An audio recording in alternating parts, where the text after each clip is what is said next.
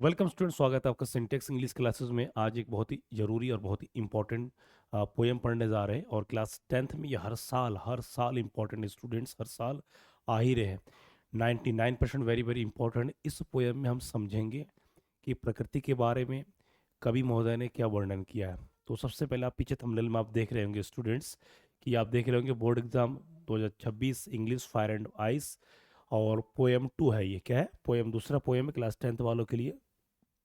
तो fire and ice का मतलब क्या है, तो इसको भी जानना ज़रूरी है कि what is the proper meaning of fire and ice. इसका अर्थ क्या है, किस लिए पढ़ा है, ये भी जानना बहुत ही ज़रूरी है। ठीक है, तो सबसे पहले हम बात करेंगे, चर्चा करेंगे कि इसके कविता का नाम का अर्थ क्या है। ठीक है, तो फायर एंड आइस, और फायर एंड आइस का मतलब ध्यान देना, यहाँ पर फायर मीन्स क्या होता है? आग। फायर मीन्स क्या होता है? आग तथा बर्फ। आग तथा बर्फ। यहाँ पर आइस का मतलब होता है बर्फ।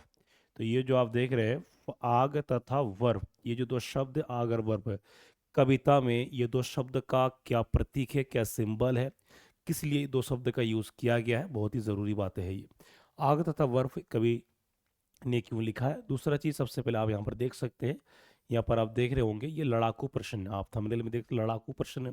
क्यों लड़ाकू शब्द का यहाँ पर जिक्र किया गया? लड़ाकू क्यों? क्योंकि इस कविता में कवि महोदय ने, ध्यान देना, दो प्रकार के लोगों की मानसिकता के बारे में वर्णन किया है।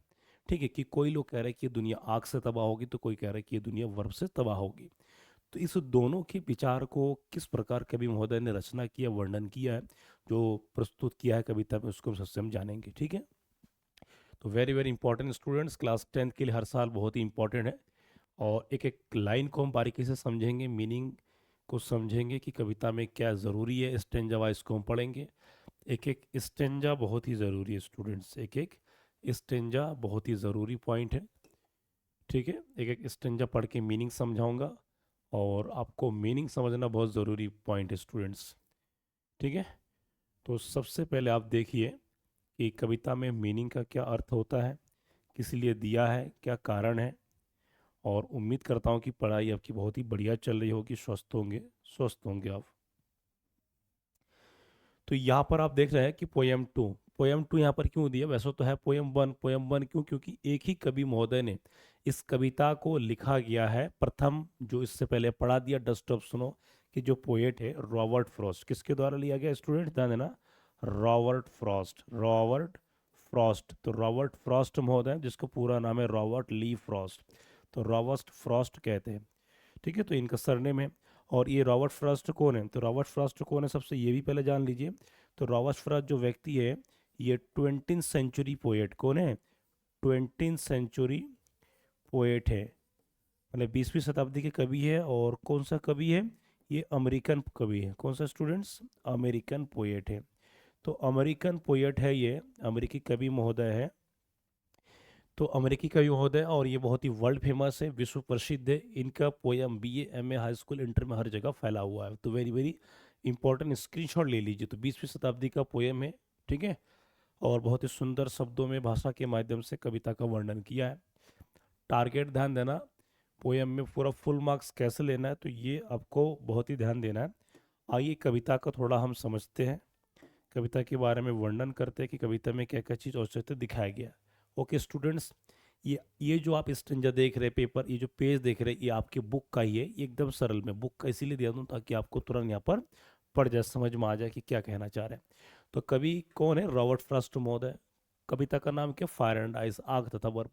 तो इस आग तथा बर्फ को क्यों कहा गया, इसके एक लाइन को समझिए, फिर एक्सप्लेनेशन, क्वेश्चन आंसर, फिर सेंट्रल आइडिया भी बताऊंगा। ओके स्टूडेंट्स, तो फायर एंड आइस, तो सबसे पहले हम लाइन चलेंगे यहाँ पर सम से, एक एक वर्ड का बता दूंगा। तो कह रहा है सम से, सम का मतलब कुछ, यहाँ पर कुछ नहीं होगा, कोई। तो कह रहा है सम से कोई कहता है the world will and in fire, कि कोई कहता है कि संसार आग में खत्म होगा। सम से इन आइस, कोई कहता है कि बर्फ खत्म होगा। तो बता, आग में बर्फ क्या कि कैसे खत्म होगा, ये भी जानना जरूरी है। तो दोबारा बता दे रहा हूँ कि सम से, कि कोई व्यक्ति कहता है कि ये संसार, संसार किस में खत्म होगा? आग में। कोई कहता है किस में खत्म होगा? आइस में, बर्फ में। तो कह रहा from what I have tested of desire, यहाँ पर आई शब्द किन के लिए स्टूडेंट्स? यहाँ पर आई शब्द का प्रयोग जो है कवि महोदय के लिए, किसके लिए किया गया है? कवि महोदय के लिए आई शब्द का प्रयोग किया गया है। तो कह रहा हूँ from what I have tested of desire, तो कह रहा जहां तक मैंने जाना है, यहाँ टेस्टेड का मतलब चखना नहीं होता, यहाँ पर from what have I have tested of desire, कह रहा जहां तक मैंने जाना है, ठीक है, कविता के माध्यम से जाना है, समझा है। डिजायर माने इच्छा, I hold with those who favour fire, कह रहे मैं उनके पक्ष में हूँ, उनके साथ खड़ा हूँ जो आग से, जो आग के पक्ष में है। तो कविता में स्पष्ट प्रथम पंक्ति में कवि महोदय किनके पक्ष में, आग वाले व्यक्ति के पक्ष में। ये प्रथम स्टेंजा, स्टेंजा वन है। इस स्टेंजा वन में क्या दृष्टिकोण दिखाया गया, आग के बारे में। अब दूसरा स्टेंजा, तो कह रहा what if it had to perish twice, यहाँ पर ट्वाइस का मतलब होता है दो बार, पेरिश का मतलब होता है समाप्त होना। पेरिश का मतलब क्या होता है, समाप्त होना। स्टूडेंट्स डिफिकल्ट वर्ड को आप लेके, पेरिश का मतलब होता है समाप्त होना। ये समाप्त होना ये फिनिश का वर्ड होता है।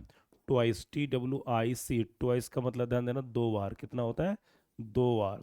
यदि आता है थ्राइस, थ्राइस का मतलब ध्यान देना तीन बार, कितना होता है, तीन बार। तो इस प्रकार की आपको जो वर्ड मीनिंग वर्ब जब आपको पता होगा तभी आप बेहतर कर सकते हैं। Okay right. तो कह रहा what if had to twice, what if it had to perish twice, कह रहा यदि इसे दो बार होना पड़े, खत्म होना पड़े। यहाँ इट का प्रयोग किन के लिए, प्राकृतिक धरती के लिए। तो कह रहा यदि संसार को अगर दो बार खत्म होना पड़े तो कह रहा आई थिंक, मेरे ख्याल से, I know enough of hate, तो कह रहा है मेरे ख्याल से जितना मुझे लगता है कि लोगों की नफरत ही पर्याप्त है, काफी है दुनिया को तबाह होने के लिए।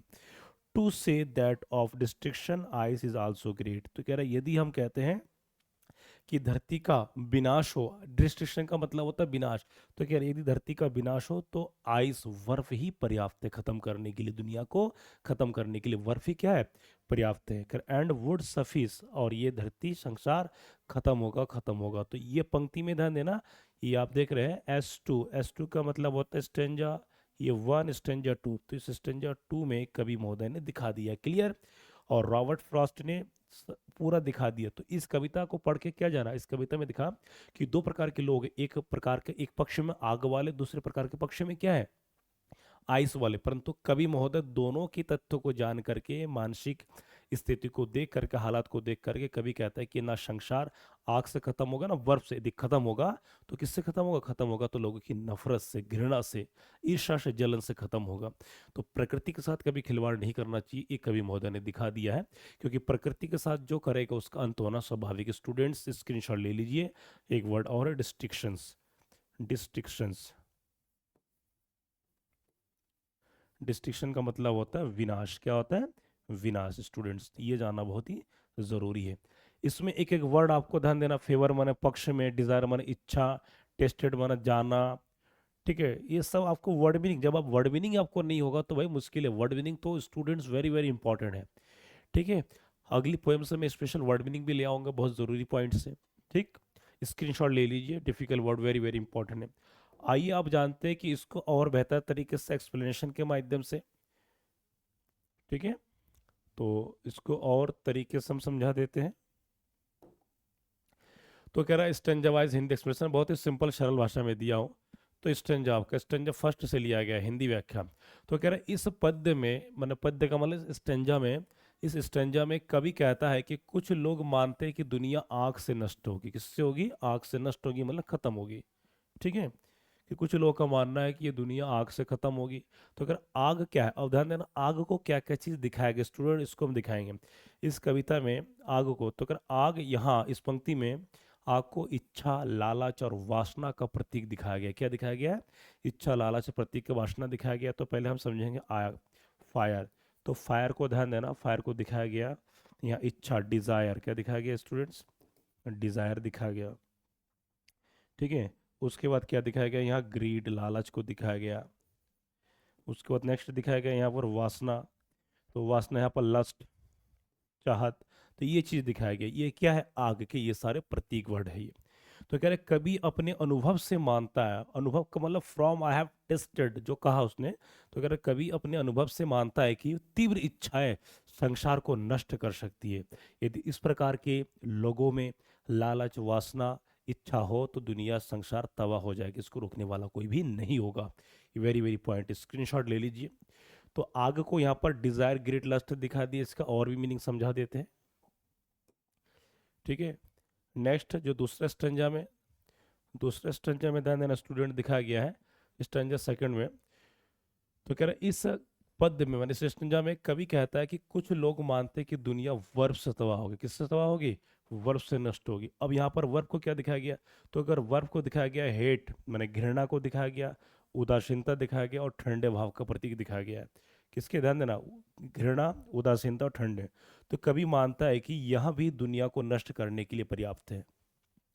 तो यहाँ पर मैं दिखा देता हूँ, यहाँ पर फर्स्ट स्टंजा में ध्यान देना, फायर, फायर के क्या क्या तथ्य दिया गया है। दूसरा क्या दिया? Ice, ice.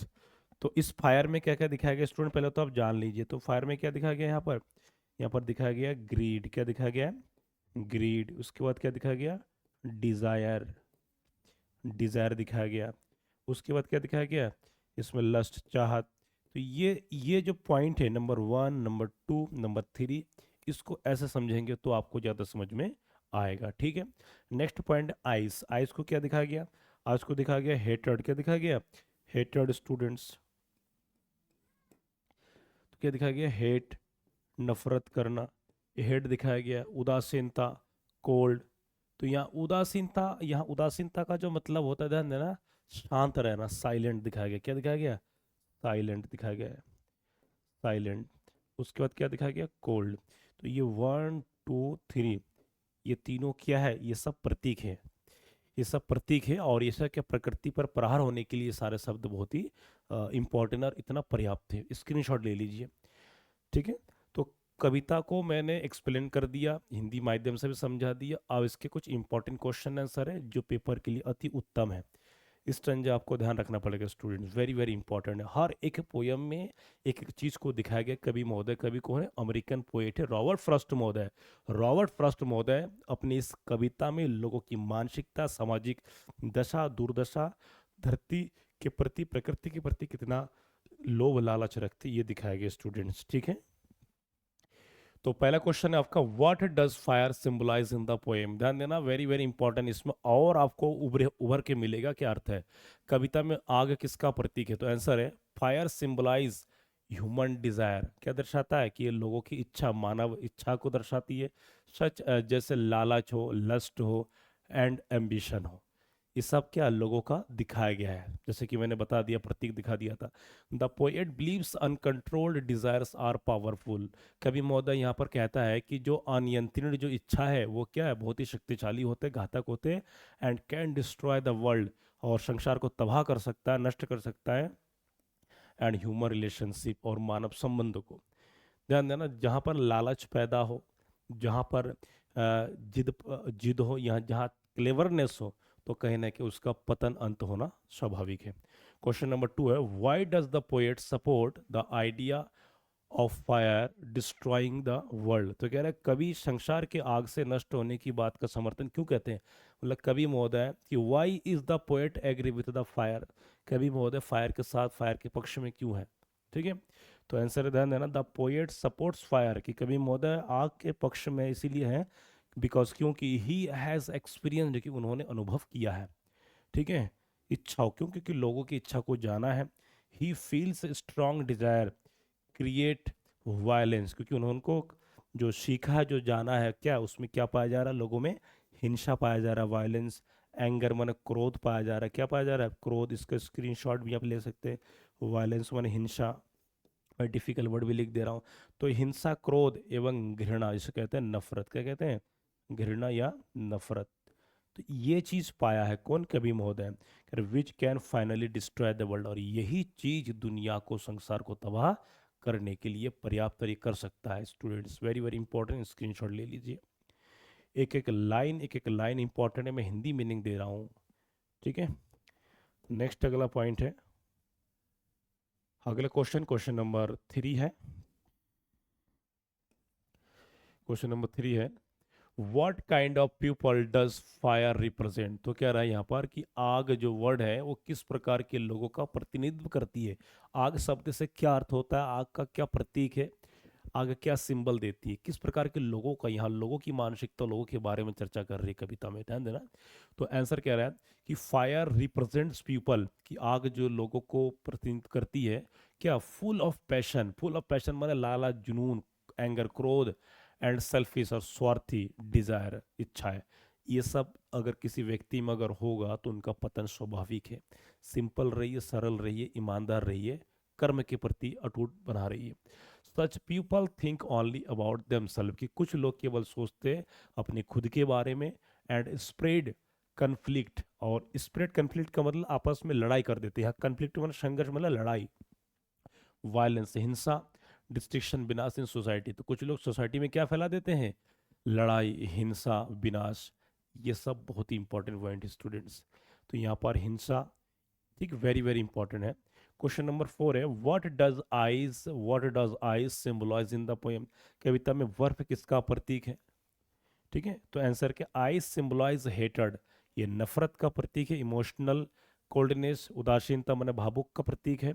एंड इनडिफरेंस मन असमानता, भिन्नता का प्रतीक है। ठीक है, तो कह रहा दीज फीलिंग्स स्लोली डिस्ट्रॉय, और कह रहे यही भावनाएं धीरे धीरे नष्ट कर देती है क्या, प्रेम को, दयालुता को, एंड सिंपैथी, सहानुभूति को अमोंग पीपल, लोगों में जो सहानुभूति, प्रेम, जो दया, ये सब जो होते हैं, ये सब बर्बाद कर देती है कौन, आइस। तो दोनों वर्ड का काफी, तभी ध्यान देना, तभी क्वेश्चन में कहा गया, थंबनेल में आप देखें लड़ाकू प्रश्न, कि यहाँ पर एक प्रकार लोग लड़ रहे हैं एक दूसरे के साथ, किस प्रकार कर रहे हैं ये दिखाया गया स्टूडेंट्स। ठीक है, नेक्स्ट पॉइंट है, क्वेश्चन नंबर 5 है। क्वेश्चन नंबर 5 है इसमें कि how is ice also sufficient to destroy the world. तो कह रहा है यहाँ पर सुफिशियंट माने पर्याप्त, डिस्ट्रॉय माने नष्ट होना। तो कह रहा है कि वर्फ जो शब्द है, कह रहा है वर्फ संसार को नष्ट करने के लिए कैसे पर्याप्त है, माने किस तरीके से पर्याप्त है। ठीक है, तो कहते नहीं कि किसी को भाई किसी को अगर गिराना हो तो उसके ऐसे गोपनीय जगह मुक्का मारो कि वो बिना कहे गिर जाएगा। तो यहाँ पर वर्फ को उस प्रकार का हथियार माना है। Ice destroy the world, ice destroy the world का मतलब ध्यान देना कि बर्फ जो है संसार को नष्ट कर देती है स्लोली, धीरे धीरे, थ्रो हेटेड, नफरत के माध्यम से, घृणा के माध्यम से, एंड कोल्ड फीलिंग्स, और उदासीनता भावनाओं से। इमोशनल कोल्डनेस किल्स ह्यूमैनिटी, और इंसान, ध्यान देना, लोग कहते हैं इमोशन से मार डालते, कहना उसने मुझे मार डाला, उसकी इमोशनल, मैं उसके देख करके मुझे लगा कि वो, उसकी हेल्प की ज़रूरत है, या उसकी फीलिंग्स को देख करके मैं हेल्प करने चला गया, परंतु मैं, क्या हुआ, मैं उसके जाल में फंस गया। ऐसे कुछ है, कर इमोशनल कोल्डनेस किल्स ह्यूमैनिटी, कि जो भावुक उदासीनता है ये मानवता को मार देती है। एंड रिलेशनशिप्स, और संबंध को भी, विच फाइनली लीड्स टू डिस्ट्रक्शन, और जिसका अर्थ एकमात्र अंतिम होता है विनाश। क्या होता है, विनाश। तो स्टूडेंट, इस कविता में कवि महोदय ने उन सभी बातों को, तथ्यों को वर्णन किया है जो एक समाज में लोगों की मानसिकता में होता है। युद्ध क्यों होता है, युद्ध इन्हीं कारण से होते हैं। जब वो घर पे हो, यहाँ ध्यान देना, विश्व युद्ध जितने भी हो चुके, जो अलग अलग देशों में, भारत, पाकिस्तान, इंडिया, जो भी है, अमेरिका से युद्ध, इस प्रकार के जितने भी युद्ध हो चुके, कहीं ना कहीं ये लालच, घृणा, नफरत, ये सब था जिनके कारण युद्ध होना हुआ था। क्वेश्चन नंबर 6 है, which is more dangerous according to the poet, fire and ice. तो कह रहे कवि महोदय के अनुसार आग और बर्फ में सबसे ज्यादा कौन सा अधिक खतरनाक है। यहाँ पर दोनों खतरनाक है, परंतु अधिक की बात क्या, तो चलो समझते हैं। अकॉर्डिंग टू द पोएट, कवि महोदय के अनुसार, both fire and ice are dangerous, की आग और बर्फ दोनों खतरनाक हैं। Fire destroys quickly through desire, की आग जो है वो तुरंत, ठीक है, किसके माध्यम से, डिजायर को खत्म कर देती है।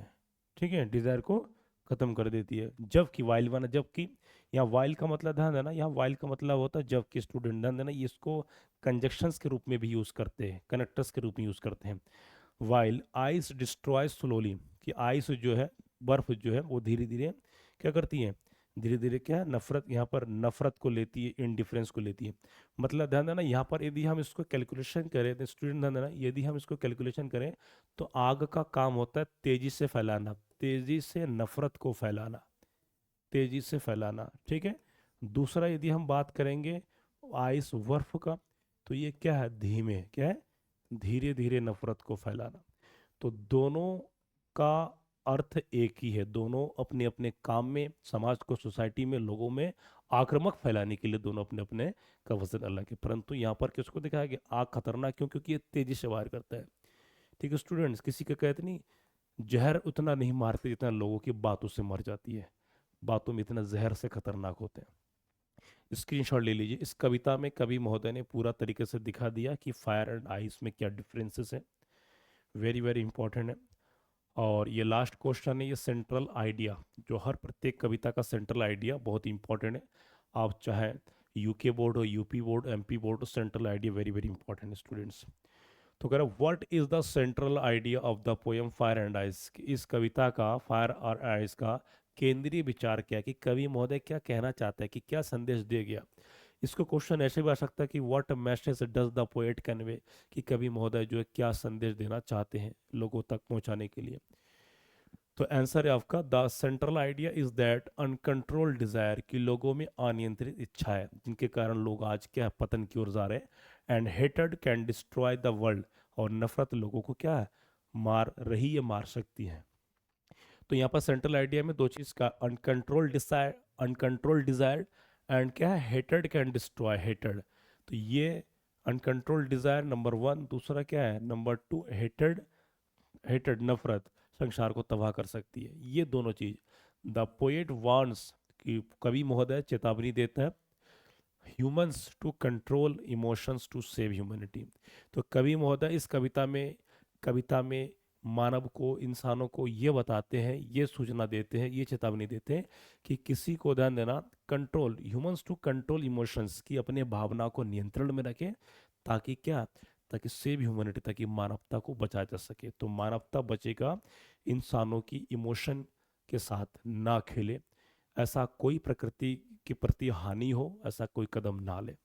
तो कविता में आपको सब कुछ बता दिया गया, बहुत सारे तथ्यों को बता दिया गया स्टूडेंट्स, जो इम्पोर्टेंट है, वेरी वेरी इंपॉर्टेंट पॉइंट्स है, ठीक है, वेरी वेरी इंपॉर्टेंट पॉइंट है। बस आप लाइक कीजिए, शेयर कीजिए, कमेंट कीजिए स्टूडेंट्स, हर एक एक टॉपिक वेरी वेरी इंपॉर्टेंट है। 14 मार्च को क्लास 10th वालों का उत्तराखंड बोर्ड का पेपर है, तैयारी में लग जाइए। उसी प्रकार से यूपी बोर्ड का तैयारी में लग जाइए। यूपी बोर्ड वालों के लिए बहुत समय कम है, उत्तराखंड बोर्ड वालों के लिए थोड़ा समय है, परंतु समय दोनों में कमी है। तो उम्मीद करता हूँ कि समझ में आया होगा। और प्ले लिस्ट में जाके देखिए, वो सारा चीज करा दिया गया है, ठीक है। हर लगभग लगभग टॉपिक ध्यान देना 60% करा दिया गया है, ठीक। वाकई मिलते हैं नेक्स्ट क्लास में।